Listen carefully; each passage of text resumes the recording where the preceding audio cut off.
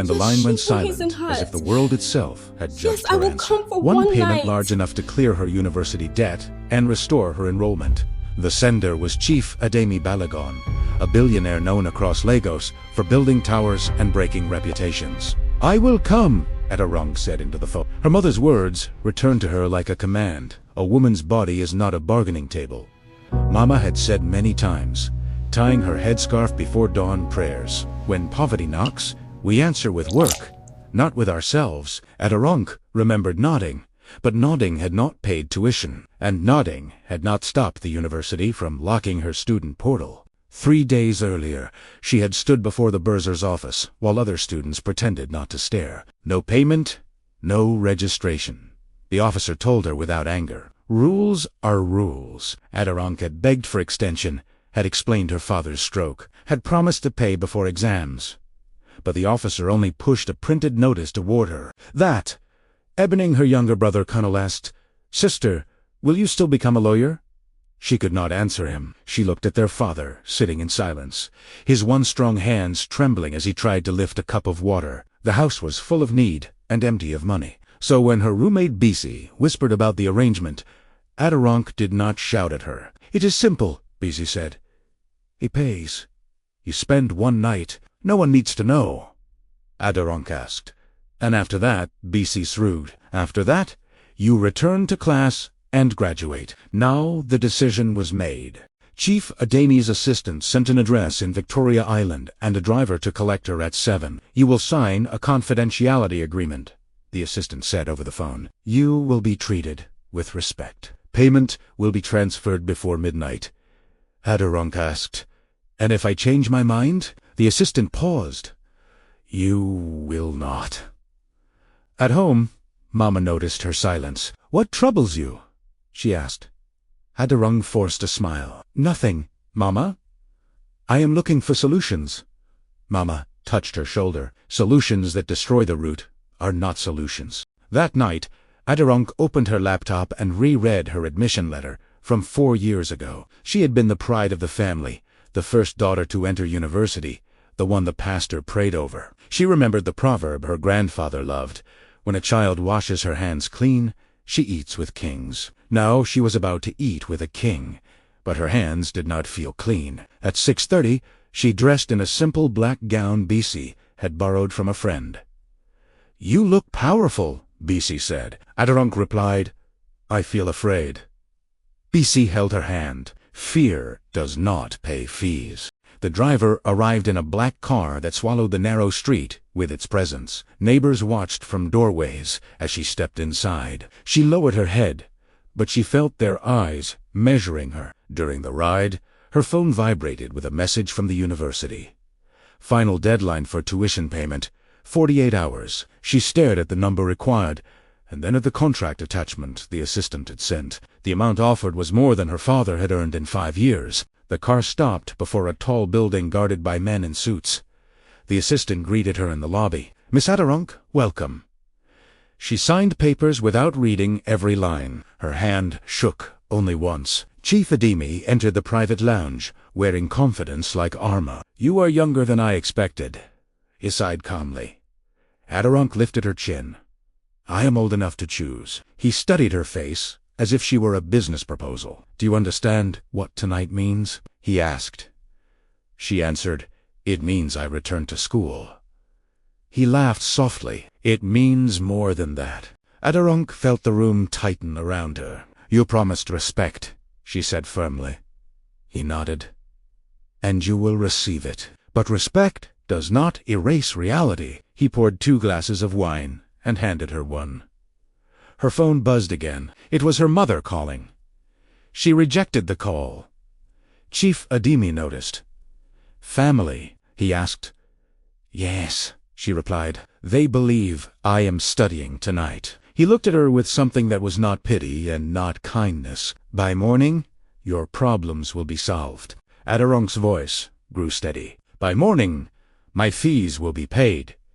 My brother will stay in school. My father's medicine will continue." She met his eyes. "That is the only meaning this night has." He stepped closer. "And what will it cost you?" She opened her mouth to answer, But no words came. She realized then that money has a voice louder than tradition, and she had allowed it to speak for her. Outside, the city moved without concern for her choice. Inside, she stood between two worlds, the one that raised her and the one that could rescue her. When the clock struck 9, the assistant confirmed the transfer was scheduled. Aderonk closed her eyes and said quietly, "Let it be done." But as she followed the billionaire toward the inner suite, one question pressed against her heart like a judge's gavel. When morning comes and the money sits in her account, will she have purchased her future or sold something that no wealth can restore? The money entered her account at 11:47 p.m., and the alert flashed across her screen while Chief Ademi watched her face. She did not smile, and she did not thank him. She only nodded, as if confirming a transaction in a market. "It is done," he said calmly, adjusting his cufflinks as though closing a business deal. She replied, "Yes, it is done," but inside her voice sounded distant, as if it no longer belonged to her. At dawn, she left the building alone, holding her phone tightly as if someone might snatch the proof of her decision. The driver returned her to her street before the neighbors were fully awake. Yet one old woman sweeping her frontage lifted her eyes and looked directly at her. "You went out dressed like that," the woman said without greeting. Aderonk answered, "I went to solve a problem," and walked past before further questions could follow. Inside the house, Mama was already seated, waiting. "Where were you?" she asked, her tone steady but heavy. Aderonk placed her bag down and said, "I have paid my fees," then showed her mother the transfer receipt from the university portal, where the debt now read 0. Mama did not celebrate. She only asked, at what cost did this miracle arrive? Her father called her name from the inner room, his weakened voice struggling to carry authority. "Daughter, come," he said, and she knelt beside him, as tradition demanded. "Your mother says the money has come," he continued, searching her face. Aderonk answered carefully, "Yes, Baba, the money has come, and I will return to school." He looked at her for a long time before speaking again. "Money can cure sickness and open doors," he sighed slowly, "but it can also plant sickness in the spirit." She felt anger rise in her chest. "Would you rather I remain at home in shame while others move forward?" she asked him, her voice sharper than she intended. Kunal entered the room, holding his exercise book. "Sister, does this mean I can still sit for my exams?" he asked, with innocent hope. Aderonk forced herself to smile and said, "Yes, you can," and he jumped in excitement without knowing the price that had been paid. Mama watched the exchange silently, her eyes refusing to soften. Afternoon, the university confirmed her registration, and messages of congratulations filled her phone. "You are back," one classmate wrote, while another sent laughing emojis and said, "I told you Lagos always provides."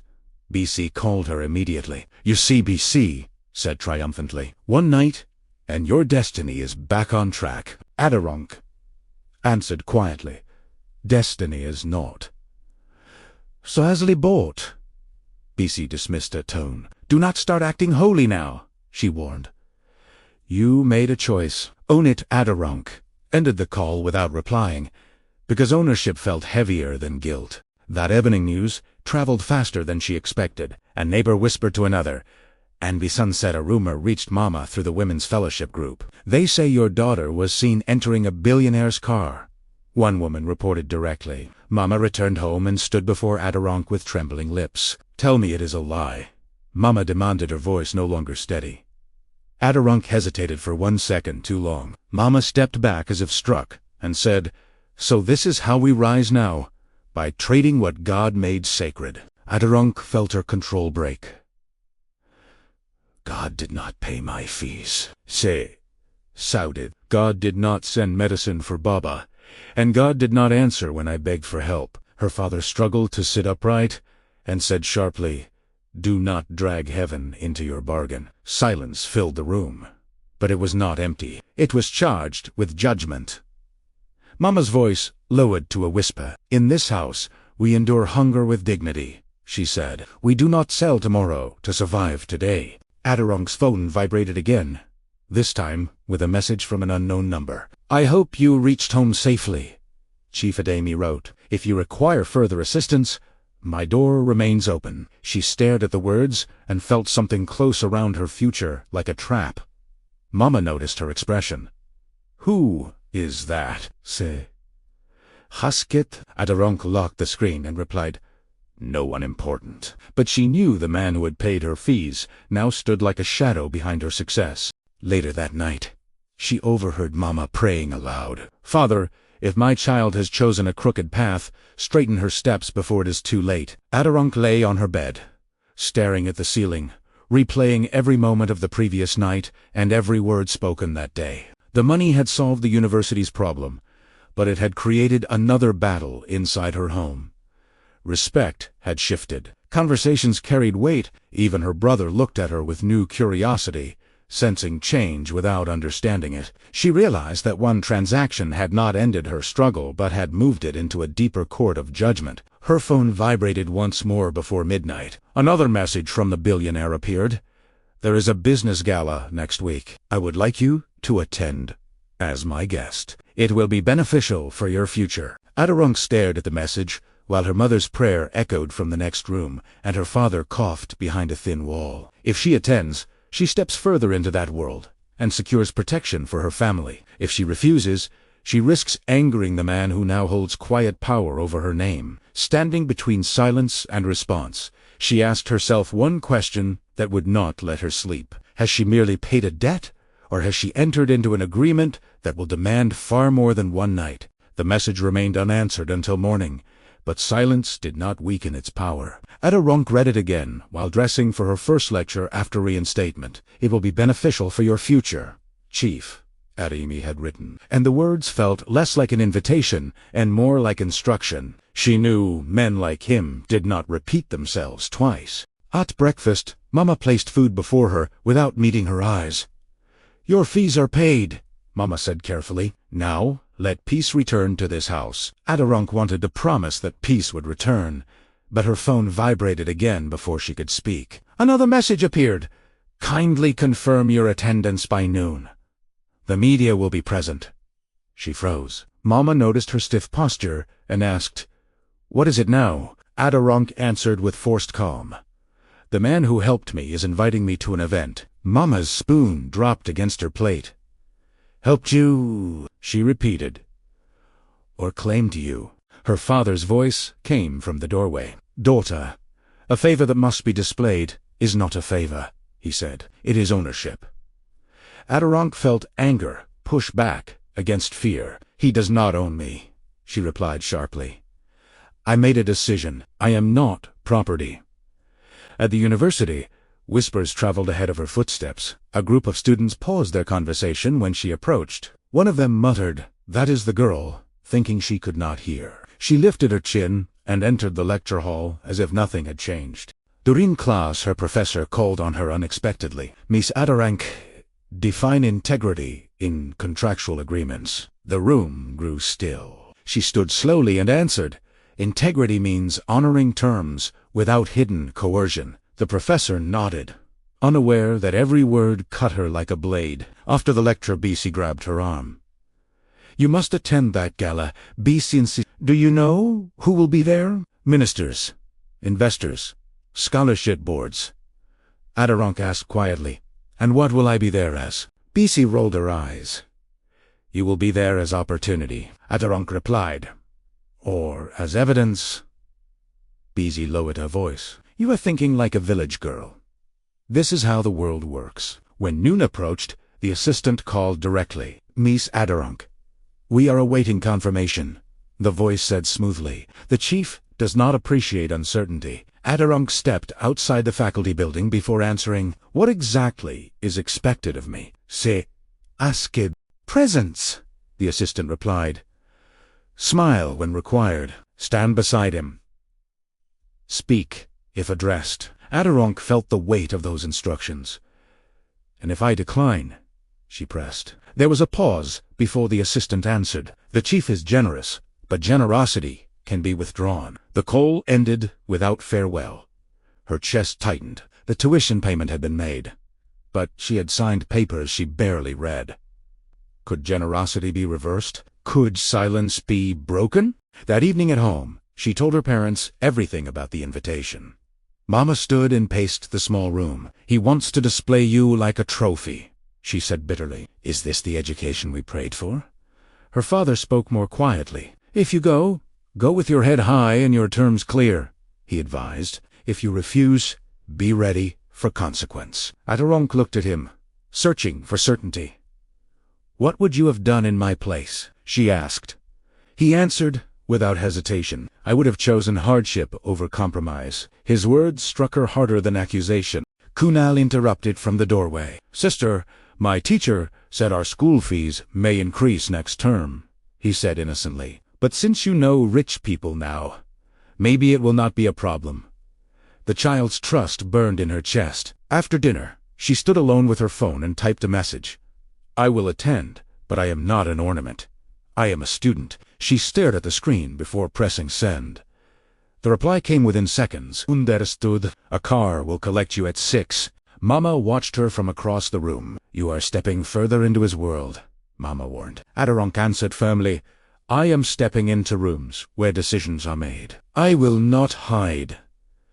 Mama's eyes filled, but she did not cry. "Remember who you are," she said. "A name can rise quickly, but it can also fall in one night." Saturday arrived with relentless speed. The car returned, and neighbors pretended not to watch this time, but their silence carried sharper judgment. Adirong entered the vehicle without hesitation. At the Grand Hall, cameras flashed before she fully understood what was happening. Chief Ademi approached her confidently. "You look educated," he said with approval. She replied, "I am." He placed his hand lightly at her back as reporters gathered. "Chief, who is your companion?" One journalist asked boldly. Ademi smiled. "A brilliant young scholar I am mentoring," he declared. The words struck her ears like a lie wrapped in respect. Inside the hall, powerful men and women nodded politely at her. Some recognized her from social media rumors already spreading. One woman leaned close and whispered, "Be careful, my dear. Men who build empires also build cages." Adirong faced Chief Ademi privately near the stage. "You said respect," she reminded him. He answered calmly, "Respect is what I am giving you. You stand beside influence now." She looked directly at him. "Influence without freedom is not respect." His expression hardened slightly. "Freedom is expensive," he replied. "You already know that." As he was called to deliver his speech, he leaned toward her. "Stand beside me. Instructed. Tonight shapes reputations." Adirong stepped forward, aware that cameras were ready and the world of power was watching. If she stands quietly, she secures protection and opportunity. If she speaks her own truth, she risks everything he has given and everything he could take away. As the microphone was placed before him and her name hovered unspoken in the air, she felt the clash of two worlds demanding her loyalty. Would she remain the silent beneficiary of wealth, or would she challenge the very system that purchased her silence? The microphone was passed to Chief Ademi, and he began to speak about youth empowerment and national progress. Adirong stood beside him, as instructed, aware that every camera captured her face. "We must invest in the next generation," he declared confidently. Applause filled the hall, but she felt the applause pressing against her like a command to remain silent. Then he turned slightly toward her. "This young woman is proof that when potential meets opportunity, greatness follows,"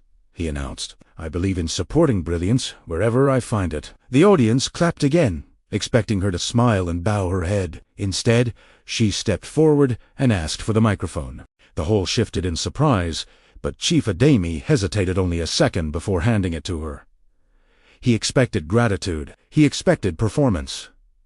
He did not expect resistance. A black male, a wealthy Nigerian billionaire in his 50s, with short-cut graying hair, a powerful and imposing build, always wearing expensive, tailored suits, and a calm, confident expression that masks his manipulative nature. "My name is Adirong," she began firmly. "I am a law student who nearly lost her education because my family could not afford rising tuition." The room quieted as she continued. "When desperation meets wealth, the negotiation is never equal." A black female, a young Nigerian university student in her early 20s, with braided black hair, often dressed in simple clothes, but wears a powerful black gown for a meeting, with an intelligent and determined face that shows the weight of her difficult choices. Chief Ademi's jaw tightened, but he maintained his public smile. Adarunk did not look at him. She looked at the audience. "Opportunity should not come wrapped in silence," she said clearly. "If we truly believe in youth empowerment, then let us create systems where students do not have to bargain with dignity to survive." A murmur spread across the hall. Some guests shifted uncomfortably, while others leaned forward with new interest. Cameras moved closer. Chief Ademi gently reclaimed the microphone. "Passion is admirable," he said smoothly, "but let us not dramatize generosity." He placed a steady hand at her back, signaling control. Adarunk stepped away from his hand. "Generosity without transparency is leverage," she replied calmly, "and leverage is not mentorship." The room froze. One journalist raised her voice boldly. "Miss Adarunk, are you suggesting impropriety?" The question cut sharply, and all eyes returned to her. She answered with measured clarity, "I am suggesting that poverty forces choices that should not exist in a just society." She did not accuse him directly, but she refused to protect him. Chief Ademi's smile disappeared for the first time. "This event is about development," Said firmly, "not personal narratives." He gestured to security discreetly. Adarunk felt the shift immediately. She had crossed a boundary that money had drawn around her. Security approached but hesitated because the cameras were still recording. The woman who had warned her earlier stepped forward and addressed the room. "Perhaps the young lady has raised a question worth discussing," she said. "How many students are silently compromised because institutions fail them?" The audience divided instantly. Some applauded cautiously. Others whispered about scandal. Chief Ademi leaned close to Adarunk and spoke under his breath. "You mistake courage for wisdom," he warned. "You will regret this." She met his eyes without flinching. "I already regret silence," she replied. Security gently escorted her from the stage under the pretense of crowd management. Outside the hall, flashes followed her as reporters shouted questions. "Did he exploit you? Was there a contract? Are you accusing the chief?" She refused to answer directly. "Ask why students cannot afford education," she said repeatedly. "Ask why desperation is profitable." Her phone began to explode with notifications. Social media had captured every word. Some praised her bravery. Others accused her of ingratitude. Back inside, Chief Ademi resumed his speech, but the damage was done. His words no longer commanded the same authority. When Adarunk reached home late that night, Mama opened the door before she knocked.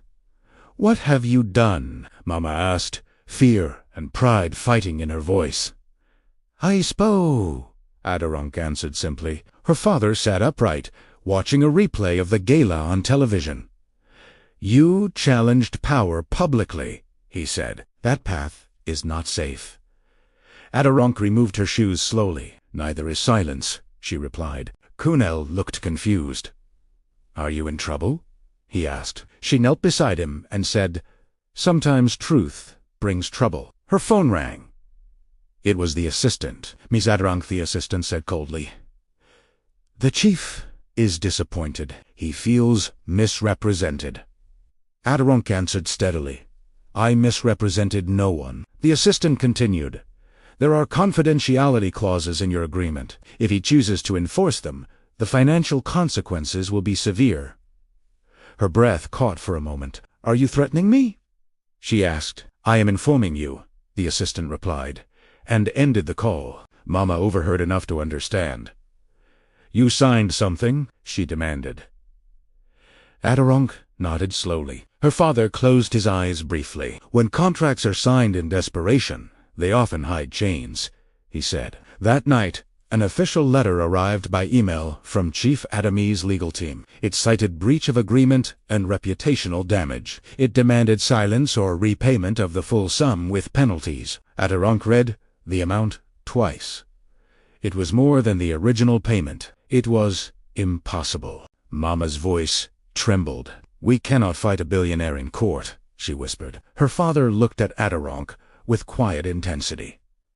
But we can decide who we are, he said. Her phone buzzed again, this time from her professor. I saw what happened, the message read. If you are willing to stand publicly, there are organizations that defend students in coercive arrangements. Hope flickered, but fear remained stronger. If she retracts her words and apologizes publicly, the legal threat may disappear. If she resists, she could face financial ruin and public humiliation. Standing in the center of her small living room, surrounded by family and consequence, Adirondc realized the battle had moved beyond tuition and pride. Now it was a question of power versus principle, and the next decision would determine whether she becomes an example or a warning. The legal notice arrived formally the next morning, delivered both by email and by courier to the house. The envelope bore the seal of Chief Adami's company, and its language was sharp and deliberate. It accused Adirondc of breaching confidentiality and damaging a respected philanthropist's reputation. It demanded immediate public retraction and a written apology within 48 hours. Mama held the paper. The professor removed his glasses and leaned forward. You challenged the structure that protects him, he corrected. That is enough. He handed her a card. This organization supports students facing coercion tied to financial power, he explained. They can provide legal defense. Adirondc took the card carefully. Will they win? She asked. He did not answer immediately. Winning is uncertain, but silence guarantees defeat. That afternoon, a press statement from Chief Adami's company was released. It described her as a beneficiary of generous mentorship who had chosen to spread misleading narratives for personal publicity. The statement included a subtle reminder of the scholarship fund he had created for disadvantaged youth. The internet divided instantly. Some users called her brave. Others called her ungrateful. Commentators debated whether she had fabricated exploitation to gain attention. When she returned home, reporters had gathered near the street. Miss Adirondc, will you apologize? One shouted. She walked past them without answering. Inside, Mama locked the door firmly. This has grown beyond us, she said. We are small people. Adirondc turned to her. Being small does not mean being wrong, she replied. Kunel sat quietly in the corner, clutching his school bag. My classmates saw you on television. A sighed softly. They asked if you are a criminal. The question pierced her more deeply than any legal threat. Her father raised his voice for the first time since the crisis began. Enough, he declared. We will not drown in fear. He turned to Adirondc. What do you intend to do? She inhaled slowly. I will not apologize for speaking truth, she answered, but I will not lie either. Mama's eyes filled with tears. Truth does not always protect, she warned. Sometimes it costs everything. Adirondc stepped closer to her. Then let it cost, she said quietly. That evening, she met with representatives from the advocacy organization in a modest office downtown. They reviewed her contract carefully. There are problematic clauses here, one lawyer noted. Power imbalance is evident. Can they destroy me? She asked directly. The lawyer did not soften the answer. They can try. Meanwhile, Chief Adami appeared on a televised interview. I have empowered many young Nigerians, he stated calmly. It is unfortunate when gratitude turns into accusation. He did not mention her name, but everyone knew. Her phone vibrated again. A private message from him appeared. You still have time to correct this, he wrote. One apology ends it. She typed a response and erased it twice before sending, what you call correction is surrender. Minutes later, another message arrived.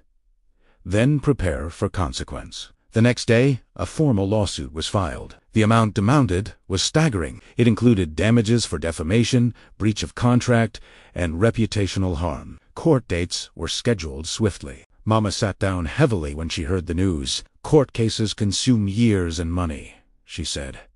We have neither. Her father placed his trembling hand over hers. We have integrity, he said.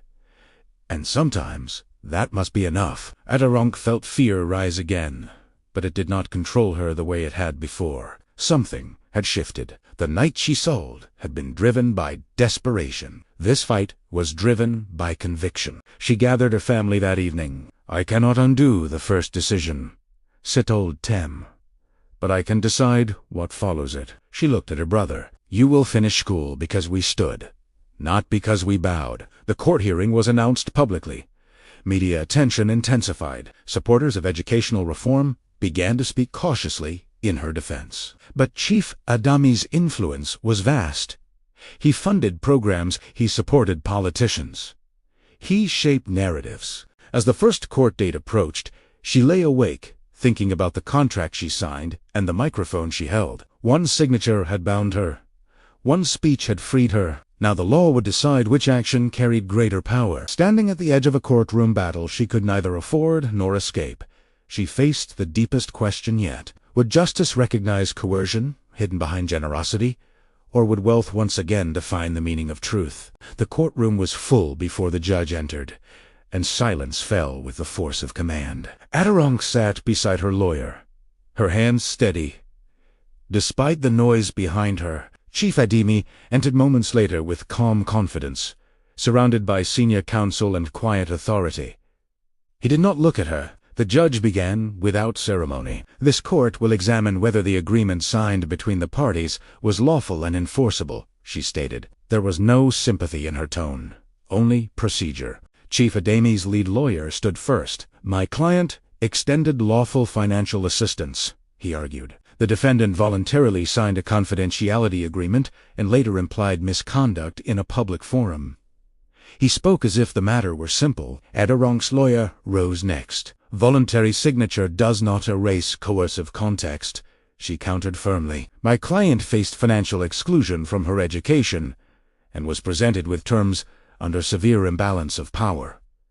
She held up the contract. This is not mentorship. It is leverage disguised as generosity. The judge asked Adirong directly, Did you accuse the claimant of illegal conduct? Adirong answered carefully, No, my lord. I spoke about systems that force unequal choices. The courtroom murmured. Chief Adami was then called to testify. He adjusted his tie before speaking. I have supported hundreds of students, he said confidently. This young woman sought assistance and accepted it willingly. Did you expect public gratitude? Her lawyer asked. He paused. I expected discretion, he replied. Did you inform her that refusal to attend future events could result in retaliation? The lawyer pressed. He frowned slightly. I informed her that reputation matters, he said. The judge leaned forward. Reputation for whom? She asked, sharply. Adirong was called to the stand. Her lawyer asked, Why did you speak at the Gala? She answered without hesitation, Because silence would make me complicit. The opposing counsel approached. Did anyone force you physically to sign that contract? He demanded. No, she replied. Hunger forced me, he smirked. Hunger is not a legal argument. She met his gaze steadily. It is a human one. The courtroom grew tense. Observers leaned forward. Even Chief Adami shifted in his seat. The judge requested the full contract be read aloud. Certain clauses required attendance at unspecified events if requested. Others imposed severe financial penalties for reputational harm, defined broadly. The judge asked Chief Adami's counsel, Why were attendance clauses included in a financial assistance agreement? The lawyer responded smoothly, to ensure ongoing mentorship engagement. Mentorship under threat of penalty. The judge asked. No immediate answer came. Outside the courtroom, public attention intensified. Advocacy groups had gathered quietly, not chanting but watching. Media outlets reported every exchange. Inside, the judge delivered an interim observation. This court is concerned about imbalance, she stated. Contracts entered under extreme financial distress require scrutiny. Chief Adami's confidence dimmed slightly for the first time. His counsel whispered urgently beside him. The final arguments were delivered with precision. His lawyers emphasized legality and signature. Hers emphasized coercion and unequal bargaining power. When the judge rose to deliver her ruling days later, the room was again silent. This court finds that, while the defendant signed the agreement, she began, the circumstances indicate disproportionate influence and implicit coercion. She paused briefly. The confidentiality clauses are A breath escaped Adirong's chest before she could stop it. The judge continued. The claim for damages is dismissed. However, This ruling does not excuse reckless public insinuation. Both parties are cautioned. The gavel struck once. Chief Ademi stood slowly. For the first time, he looked directly at Adirond. His expression held no apology, only calculation. He left without speaking. Reporters surged outside the courtroom. "Do you feel victorious?" one asked her. She answered calmly, "I feel responsible." At home that evening, Mama embraced her tightly. "You could have been destroyed," she whispered. Adirond replied, "I was already breaking." Her father nodded with quiet pride. "You learned the cost of money," he said. "And you learned the cost of truth." Kunel smiled shyly. "Does this mean you are famous?" he asked. She laughed softly. "No," she answered. "It means I must work harder." Weeks passed. The university announced a new hardship review policy after public debate. Advocacy groups cited her case in discussions about student vulnerability. Chief Ademi continued his business empire, but scrutiny followed him now. Invitations were accepted more cautiously. Contracts were examined more closely. Adirond returned fully to her studies. She no longer avoided conversations about what happened. When asked, she spoke plainly. "Desperation is powerful," she would say, "but so is refusal." One evening, she stood before a small student forum and addressed them directly. "I made a decision I cannot undo," she said, "but the second decision, to speak, belongs to me entirely." The hall applauded, not loudly, but sincerely. That night, as she reviewed her law textbooks, her phone remained silent. No threats, no offers. She understood something clearly now. Wealth can purchase silence, but it cannot purchase dignity once it is reached. The first night had been about survival. The courtroom had been about identity, and the life ahead would be about ensuring that no other student would stand alone before such a bargain again. The clash between tradition and modern pressure had not ended, but she had chosen her side. Not poverty, not wealth. Principle.